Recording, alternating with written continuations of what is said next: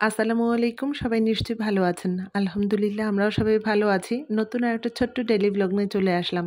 আশা করছি আজকের ভ্লগটাও আপনাদের কাছে ভালো লাগবে। এটা ছিল সোমবার, সন্ধ্যার নাস্তার পর্ব শেষ করে তারপর এসেছি রান্না করতে। আমি সচরাচর রাতের বেলা রান্না করি না। কারণ রাতের বেলা রান্না করা আমার কাছে খুবই কষ্টের মনে হয়। তবে আজকে করতে হবে, কারণ আগামী দিনের রান্নাটা আজকে রাতেই করে রাখবো।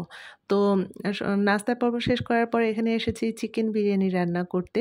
তো রাতের জন্য আরকি এটা রান্না করছি। কারণ আজকে দুপুরবেলা যা রান্না করেছি আমার ছেলেদের খাওয়া হয়নি। যার কারণে রাতের বেলা ভাবলাম ওদেরকে অল্প করে একটু চিকেন বিরিয়ানি রান্না করে দিই। আর এদিকে ভাবলাম যে মুরগির মাংস যেহেতু নামানো হয়েছে, কিছু কাবাব তৈরি করে রেখে দিই। ওদের স্কুলে টিফিনে বা বিকেলের নাস্তায় দেয়া যাবে। তো মুরগির মাংসগুলো ছোট করে কেটে এভাবে ভিজিয়ে রেখে দিয়েছি।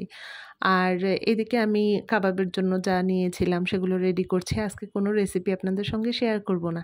তবে যে ব্যস্ততার মধ্যে ছিলাম তারই টুকিটাকি কিছু ক্লিপ আপনাদের সঙ্গে শেয়ার করব। তো রাতের বেলা আজকে আগামী দিনের জন্য কিছু রান্না করে রেখে দেবো। তার মধ্যে ডাল আর মুরগির মাংসটাই রান্না করব। এই যে কাবাব রেডি করছি, তারপর বিরিয়ানি রান্না করলাম, তারপরে আগামী দিনের জন্য রান্না করব। এটা করতে, করতেই আমার অনেকটা রাত হয়ে গেছে। এর মাঝে ২ ছেলেকে খাবার দিয়েছি, বিরিয়ানি রান্না হয়ে গিয়েছিল। তারপরে আমার ছেলেদেরকে খাবার দিয়েছি। কারণ আগামী দিন তো ভোরবেলা ওদের স্কুল, ৬ টার সময় ওদেরকে উঠতে হবে। যার কারণে ওরা তাড়াতাড়ি খেয়ে ঘুমিয়ে পড়বে। তারপরে আস্তে, আস্তে আমি আমার হাতের কাজগুলো গুছিয়ে নেব।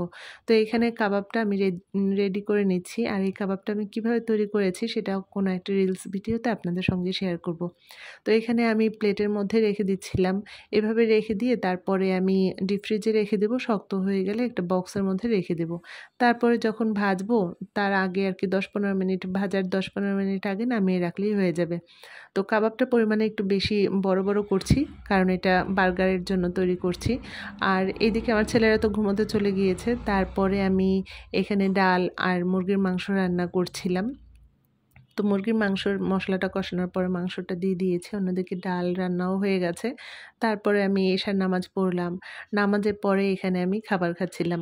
বিরিয়ানিটা একদম ঝরঝরাও হয়েছে, খেতেও মজাই হয়েছে। তো আপনাদের ভাইয়া আসলে তারপর তার খাবারটাও গরম করে দিতে হবে, কারণ বিরিয়ানি আবার ঠান্ডা ভালো লাগে না।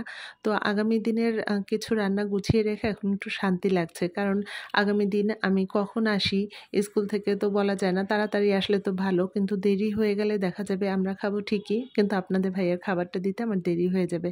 তো এটা ছিল তার পরদিন মঙ্গলবার। গতকাল রাতে মাঝরাতের দিকে বৃষ্টি হয়েছিল অনেক। যার কারণে এই যে মাঝে, মাঝে জায়গায়, জায়গায় পানি আছে দেখেন। আর এই যে ছোট যে শহীদ মিনারটা দেখছেন, এটা হয়তো ভেঙে ফেলবে কিনা জানি না। তবে এর পাশ দিয়ে আরকি আমার ব্যালকনি থেকে তো মাঝে, মাঝে আপনাদেরকে দেখাই। এখানে বড় করে একটা শহীদ মিনার তৈরি হচ্ছে। এটা অনেক সুন্দর করবে হয়তো। তো আমি যখন স্কুলে এসেছি সেই সময়টা ছিল স্কুলে টিফিন আওয়ারের সময়, যার কারণে বাচ্চারা সব এদিক সেদিক ছোটাছুটি করছে, খেলাধুলা করছে। তো ক্লাসে তো কেউ নেই। তবে আমার বড় ছেলেকে ক্লাসে গিয়ে পেয়েছি। ও ক্লাসে খেলছিল আর ছোটজনকে খুঁজতে এপাশে এসেছি। তো আমার বেলকনি থেকে মাঝে, মাঝে তো আপনাদেরকে এই পাশটা দেখাই। শহীদ মিনারের এই পাশটা খুব ভালো লাগে। বড়, বড় গাছের কারণে এই পাশটা ছায়া থাকে আর ঠান্ডা লাগে। যার কারণে এই দিকটাতেই বেশি ভালো লাগে। বাতাসও আছে এই পাশটাতে খুব। আমি আমার বেলকনি থেকে মাঝে, মাঝে একটা মেশিন আপনাদেরকে দেখাতাম যা শব্দে থাকা যেত না। সেই মেশিনের কাজটা হয়তো শেষ হয়ে গেছে। আগে তো পুকুর পাড়ে ছিল, সেখান থেকে এখন এই পাশে নিয়ে এসেছে। এটা হয়তো নিয়ে যাবে। দেখেন আমি অবাক হয়ে দেখছিলাম যে এটা এতদূর কিভাবে আসলো? কোনো একটা চাকা নেই। কিভাবে এতদূর আসলো জানি না। আমি তো এটা অবাক হয়ে দেখছিলাম, আর ওইদিকে আমার ছোট ছেলে দৌড়ে এসে আমাকে ধরে আমার জামায় কতগুলো কাদা লাগিয়ে দিল। কারণ তার কেস ভরা কাদা ছিল।